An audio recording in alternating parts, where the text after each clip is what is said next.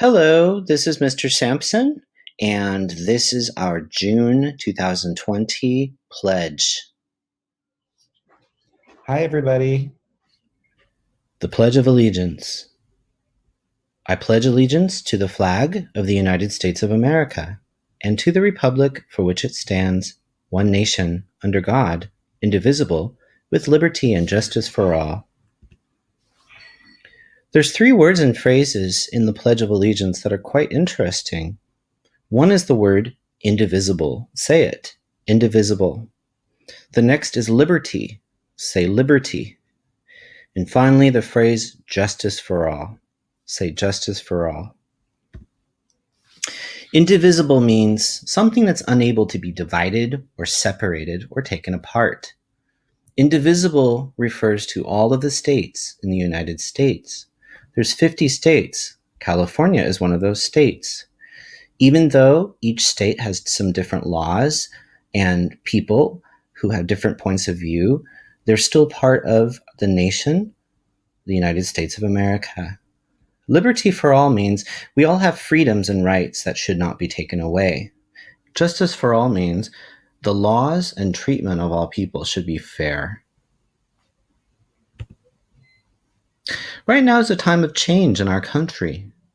At various points in the history of the United States, things have happened that have created strong feelings such as anger and sadness, and people often disagree with the best ways to fix those problems.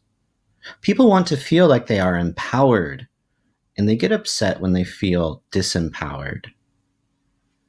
Empowered means you feel like you have the power to do something. Right now, a lot of people are feeling a sense of unfairness in the United States about how some Black people are being treated by some police officers, and that is what you're seeing on the news. Most people are expressing their ideas peacefully, and some are not. And some people think most police officers are doing a good job, but they're upset that some police officers are not. You might wonder what you can do or what we can all do. Well, let's think about our school-wide tenets that are on the backs of our t-shirts. Relationships. When we think about relationships, we think about how people feel. Not just how we feel, but how other people feel. The best thing to do is to just ask people, how are you feeling? And when you see things on the news, think about how those people might be feeling and why they might be feeling that way. The second thing on our shirt is knowledge. And when we're thinking about what is happening in the world, we need to ask, why is it happening? That gives us knowledge. That helps us know the reason why things are happening.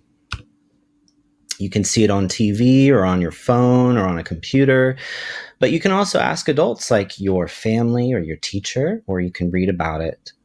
You have to be careful though, because not everything that you see or read is true. It's really important to get different perspectives to make sure that you have a really good understanding of what's happening and why it's happening.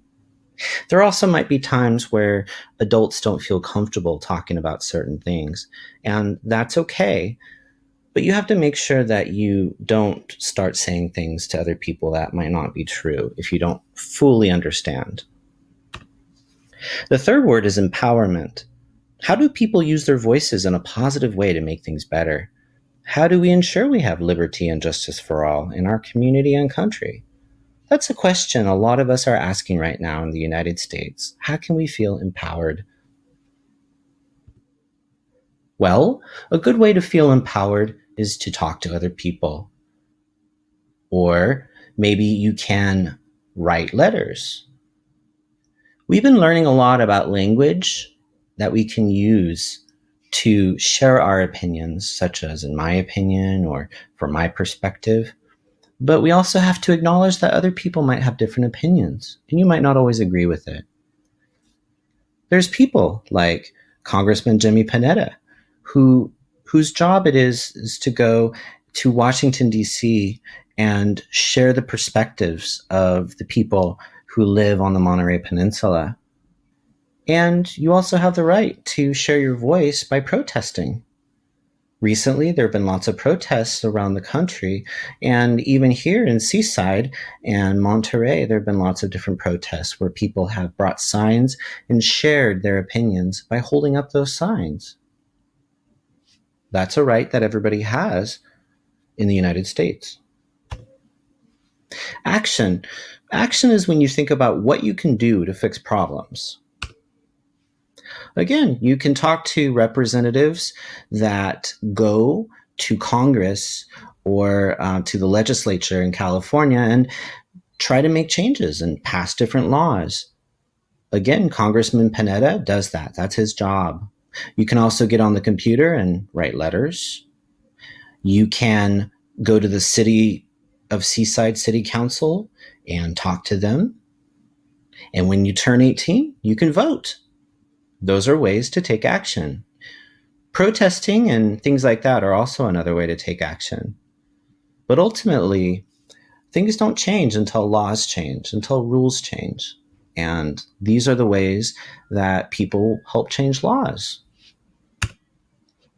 Justice. Justice means things are fair. How will we know if things are fair? What will we see or hear? And how will people feel if things are fair?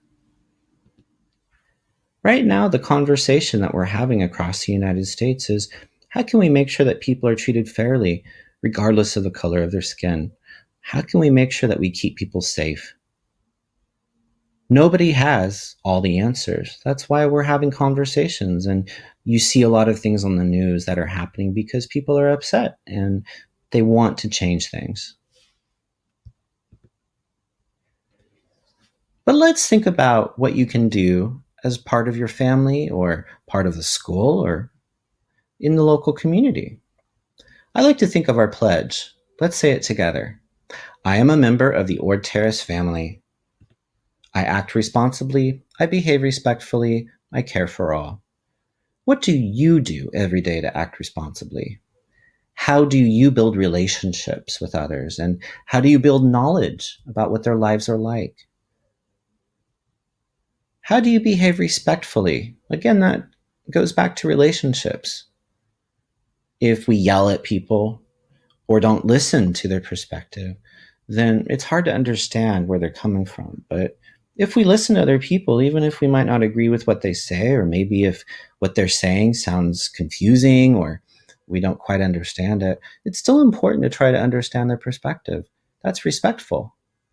And then how do you care? When you care for other people, it's a lot easier to work together to try to find solutions to problems. Now, let's think about next year. We don't know what's going to happen. We don't know what school is going to look like. We know there's going to be school, but we don't know what it's going to look like. Maybe it will all be on the computer, or maybe we will go back to school at Ord Terrace.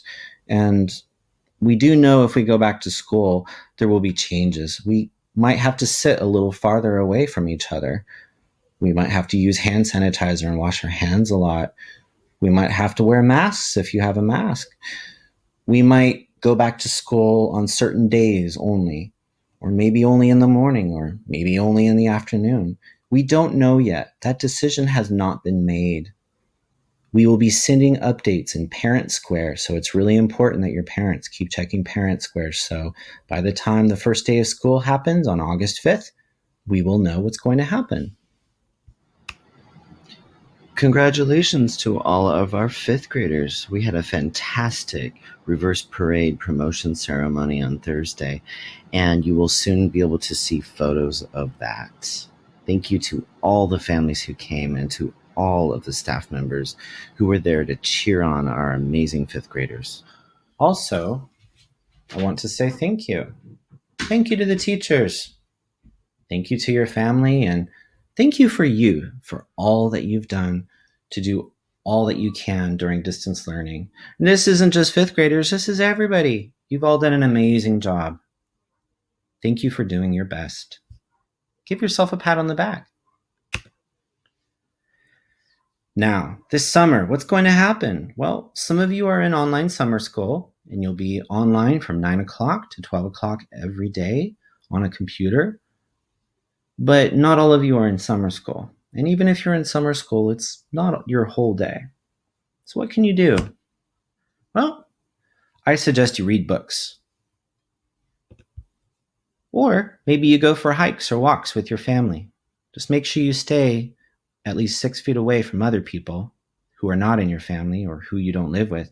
And remember, if they're an adult and they are somewhere around other people, they need to wear a mask. If you have an iPad or a computer or a Chromebook, you can read books on those or play educational games like Prodigy or iReady. And remember, you got to stay 6 feet apart from people who aren't in your family. It's okay to wave to your friends if you see them, but you can't be more than 6 feet close to them. I know it's really hard, especially if you want to give hugs, but it's still not allowed. Get outdoors. Spend time outside of your home. But again, make sure that you social distance away from other people. You will also be able to log into Clever all summer, but not everything will be available. I know that Prodigy will still be available, so we'll go Noodle, Starfall, and BrainPop EL. iReady will also be available. However, there will probably be a week at the very end of July when it won't be available. But keep logging in if you have a computer or an iPad and try to keep using it. And if you're in the Summer Acceleration Academy, you will get to keep your Chromebook all summer. If you're not in the Summer Academy, you will need to return your Chromebook, and your parents will get that information in Parent Square. You can also check my Google Classroom and Parent Square post for some read alouds and other things that I will keep posting all summer long. What should you not do this summer? Well, you really shouldn't be in big crowds of people. It's still not safe. And not everybody's following this rule. But it's really important that you don't go into big crowds because it's just not the safest thing to do right now. Also, even if you want to play with your friends, if they don't live with you, you are not allowed to do that still. Now, the county health department might make some changes to that, and that information will be on the news or on the county health department website. So if that changes, maybe you can, but right now you're not allowed to play with people who are outside of your family or who don't live with you. Finally, I want to say have a great summer. I know that this has been a really strange time to be in school, to be a student, but I am just so incredibly proud of how hard you've worked and how supportive your families have been and how hard the teachers and the other staff have worked during this difficult time. You know, I think from this experience, we've all been reminded that life isn't always easy. There's always going to be challenges, but you're all so incredibly smart and hardworking that you can get through it and you can find a way to make it work. All right. Have a great summer, everybody. Thank you so much. And I look forward to seeing you in August again. Bye, everybody. Have a wonderful summer.